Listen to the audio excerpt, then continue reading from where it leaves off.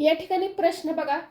एका सांकेतिक भाषेत अहमदनगर हा शब्द त्रिकोण, स्वस्तिक, वर्तुळ, बेरीज, भागाकार, गुणाकार, चौकोन असा लिहितात.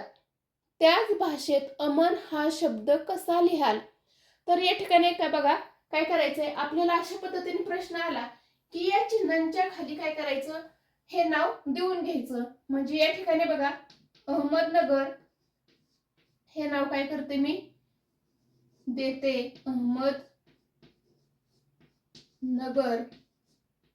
आता या ठिकाणी काय केलंय, तर अमन हा शब्द विचारलेला आपल्याला.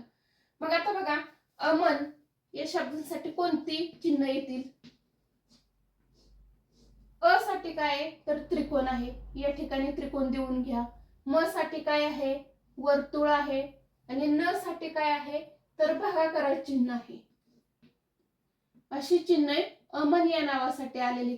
मग हा पर्याय कुठे आहे, तर पर्याय क्रमांक 3 मध्ये आहे. म्हणून या प्रश्नाचं उत्तर काय येईल, तर पर्याय क्रमांक 3 येईल.